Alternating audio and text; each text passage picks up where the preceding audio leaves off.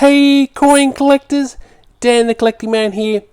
Today I want to go through what are some of the most rarest and most collectible 10-cent coins in Australian circulation and some of the key coins to look out for when you're shopping around and looking in your change. Also some of the other key special 10-cent coins. I'll go through some of the errors, some of the ones that you can only find in mint sets, and some of the special edition ones that only came out in certain sets to go through.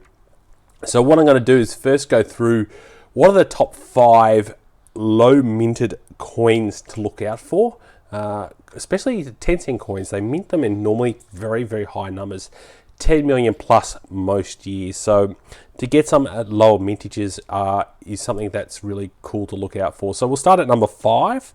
And this one is the 1991 minted at 4.8 million coin. So a very low mintage. As you can see, this is in a very good condition one.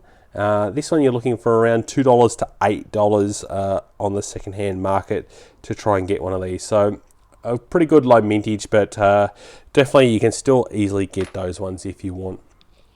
The next one is the 2018. So this is number 4 at 3.3 million mintage. So that's starting to get a little bit lower. And like you can see, these ones that I've got here, most of them are in reasonable good condition for the coin. So another great one to get. So that is the 2018 coin. Now we're starting to get some really good low numbers. So this one here, I've actually got a really good specimen of it. This is the 1985 coin, so at only 2 million. This one here you can see is in really, really good condition. I might end up putting this one in like a little capsule. Yes, 2 million is definitely getting quite low for this one, and definitely for the age of it as well. In 1985, you definitely want to make sure you look after those if you get them. They can give you some pretty good returns for those. So you're looking from around $6 to $15. Here's another one. This one's a bit more worn, so I might end up swapping this one out for the other one that I've got, because I think the other one's in a lot better condition.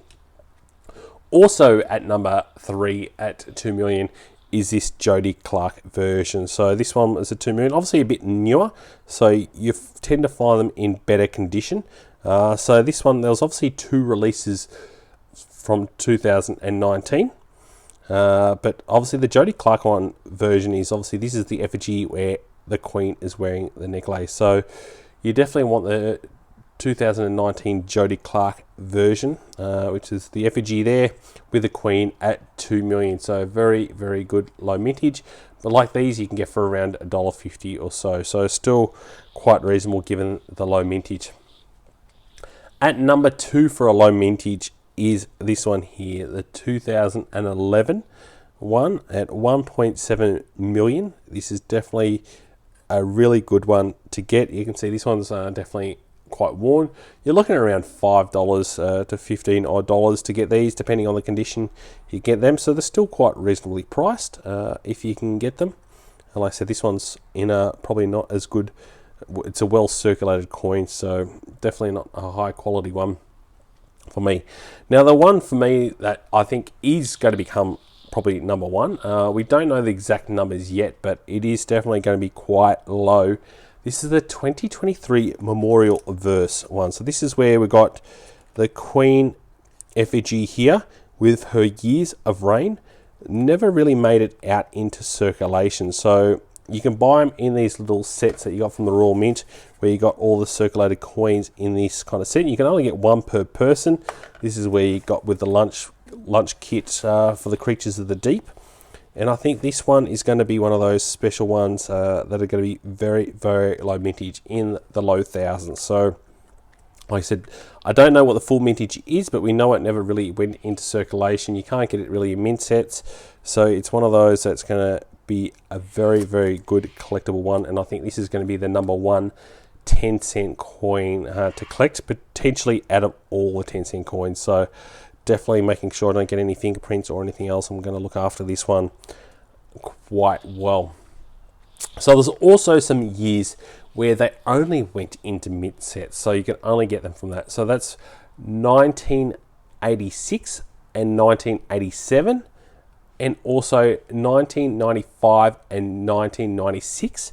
Those 4 years, the only way you could get the 10-cent coin was from the mint set, so it definitely made it a lot harder to get. Also, another great one to collect is this one here. This is the one and only time they really changed the design on the obverse here, where we've got the change here. We can see the Queen's effigy is a lot smaller, and they've changed it. This is the changeover year that they did the 50th anniversary of it, where you can see it's got 50 years down the bottom there. This is the circulated version, and then I've got the proof version. So still a reasonably high minted coin at around 6.2 million mintage, but I think this is pretty much one of the only examples where you can see a change in the actual coin design, which makes it quite collectible. And I think any of those coins from that 2006 changeover set are definitely very, very collectible and very cool to get. Next, I'll go into some of the other key ones, are the baby coin sets. So you got these ones here where they made the lyrebird look like a wooden toy hanging around. So these ones are also quite low mintage. This is the proof one from 2003. And we've just recently had the 2004 baby set released. And I think these ones are also going to be quite low mintage. So you can see here with the 10 cent, this is another one where they've actually changed the reverse of the design of the coin, which is probably going to be quite rare. So depending on the mintages of these ones, this one has King Charles on it. I think it's going to be really cool and unique to get. So definitely looking out for those. And I think having the baby coin sets are quite collectible, because it is, like I said, a change in the design, and it's very, very rare for 10-cent coins to have a change in the design. Next, we'll go into some of where they've changed the effigy for the year. So it's these special changes of effigy. So this is the probably one of the most collectible 2019 one. This one was minted at only 14,736. So very low minted coin set. And as you can see here, we've got a different effigy to what would have been in the 2019 coin. So that's what makes this very collectible. There's only 14,000 of these, so definitely cool. You're pretty much only going to get them in these sets, but I think this 2019 one for me is going to be one of the cool ones to get. You can only get these in the uncirculated condition. There's no proof sets or anything else, and I think that's definitely a cool set to get. We also saw this year a change of monarch set, so very similar kind of design, where we also saw a change of the effigy for the 10-cent coin. So this is where we had the first king and all the other queen effigies. Again, this one is a higher minted of 100,000. You'll see a lot of people with that, but that is going to be unique. Only 100,000 of those in the 2004 are ever going to be minted. So definitely something to look out for as part of a collection. So, and then lastly, we're going to go into the error coins. What are the ones that are kind of those little golden gems that are almost impossible to find, but if you do find it, you're up for a good bit of money. So I think the top one, you're looking around $3,900 worth of value, but there's all sorts of different ones to look out for. So I haven't got any of the actual error coins, but I'll go through and explain it and show some photos of what the error coins and what to look out for. So we'll start at the 1966 coin. This one here, what we're looking for is a rotation error. So as we can see here, if I was to flip it correctly like this, the queen is often facing up on this kind of 3-degree angle here. So where she's facing here correctly, the error coin is, it's called a rotation error. There's a slight rotation here where she's facing the wrong way. So you can find them. There's they're roughly around $100 if you do find them, depending on obviously the condition of the coin. The next one to look out for is the 1999 large head. So this one here, what we're looking out for is where the writing is on the edge. See how there's a gap between the rim and the writing? The large head one virtually has no gap around there. So you can try and find those where all around the edge, the writing goes right to the actual edge of the rim and there's no gap in between it. So that's what you want to find for the large head version. Still quite collectible. You can get those pretty readily, but $19.99 is the one you want to look out for. The 1975 one here, which is where you'd have the Queen's head here, and then if you flip it around, you'd also have the Queen's head. So a double-headed one, depending on the condition, you're looking from around $800 to $2,500, depending on the condition itself. The next one's even more rarer and probably more collectible, is the double Lyrebird. So obviously there's no date with it because there's no date on the Lyrebird side, but if you flip this around and also had the Lyrebird on this side, you're looking at around 1,200 to around 3,300 for the double Lyrebird. So definitely something quite unique and really cool and collectible to get. So definitely that's the one you want to get.